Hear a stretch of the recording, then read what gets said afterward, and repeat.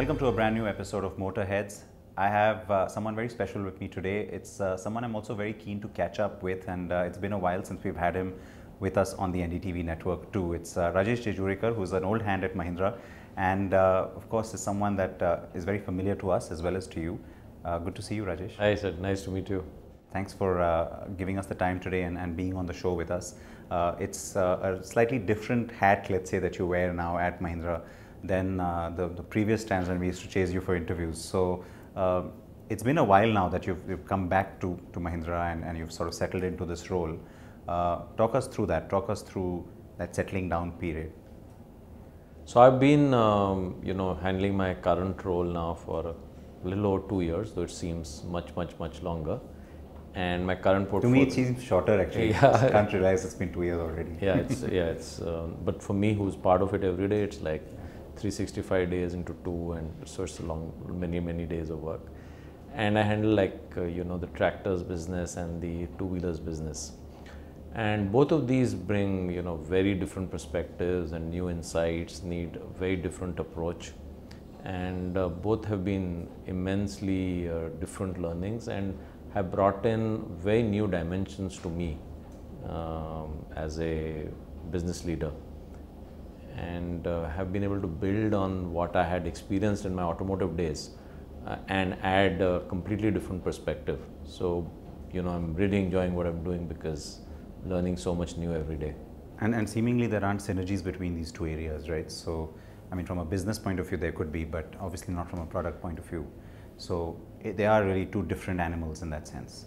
Yeah, so they need a different approach. Clearly, two-wheelers is closer to automotive than tractors is.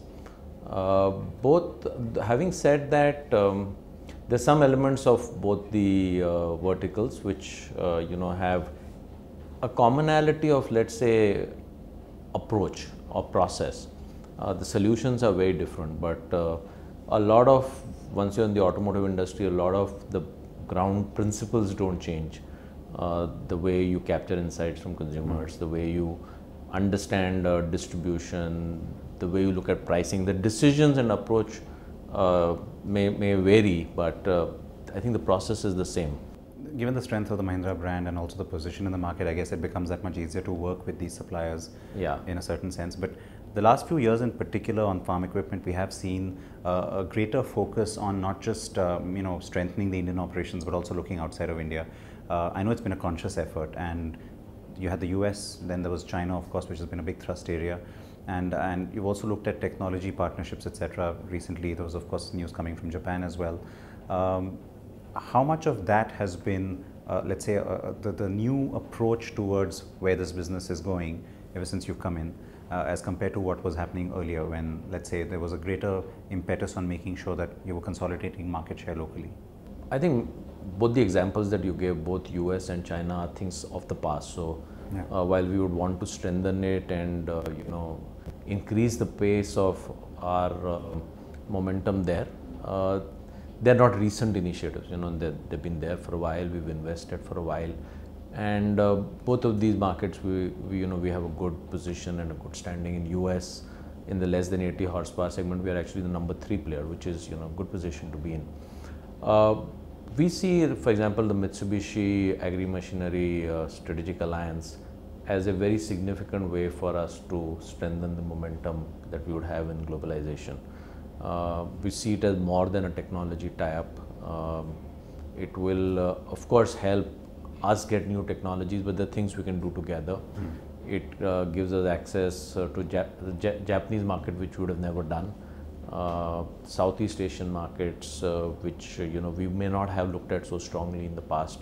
So there are many new things that we can do to globalize using Mitsubishi Agri-Machinery. So clearly that's a very important building block for us in our globalization journey. There's been a lot of talk about how difficult it has been for Mahindra to sort of break into the big game when it comes to two-wheelers, even here in India. And never mind the fact that you also have global ambitions and you want to get into other markets. But while on the one hand it's very easy to forget that all of this takes time, it takes time to establish and build something like this. You keep getting criticism saying, you're so well established on the utility vehicle side, why do you need to do this? Have you figured out like a really good answer for that question now? In these 2 years? Yeah, I see a very strong strategic rationale for why Mahindra should attempt and get successful in the two-wheeler segment. So I'm going to give you 2 or 3 points out of my personal reasoning why, and I think we use that a lot now in all our internal communication and so on. So one is penetration of brand, right? So we're a very successful tractor company.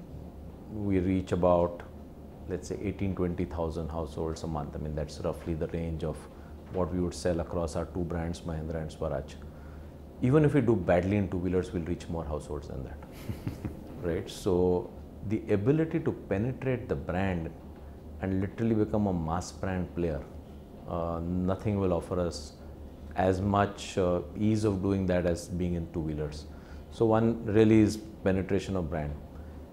Secondly, when you hence penetrate the brand to that extent, it creates households who can become tractor households, who can become commercial vehicle households, who can become SUV households. So you create a connect with consumers, which can allow that consumer to move up the rest of your portfolio. So it's a great entry point into a household. Thirdly, the two-wheeler brand and consumer is typically younger. So you make your brand younger, right? And fourthly, when you look at globalization, the ability to globalize in two-wheelers is far easier than in any other category. Two reasons for that. One is brand India in two-wheelers has been fairly well established thanks to some of our competitors. So the made in India is actually a pretty good tag to have in the two-wheeler segment. And the number of players or competitors there in the mass market are significantly lesser, right? So if you want to think about globalizing brand Mahindra, again, two-wheelers is a great way to do it. So there are 4 very compelling strategic reasons. Having said that, of course, it's competitive. It's tremendous intensity of competition. And I think we right now have a strategy which we think will get us the momentum that we would like. And I don't know if you got a chance to see our new commercials, but you know, I could talk a little bit if you like about the thought process and the strategy behind those. In fact, we're going to give our viewers a glimpse of that as well. And of course, I want to know more about the strategy from you. We'll take a very short break here. And what I haven't told you so far is where we've been sitting and having this conversation. We're just outside of Pune at Mahindra Two-Wheelers R&D facility. So we're not going to just stay inside this room. Join us after a short break to find out what I'm going to show you next.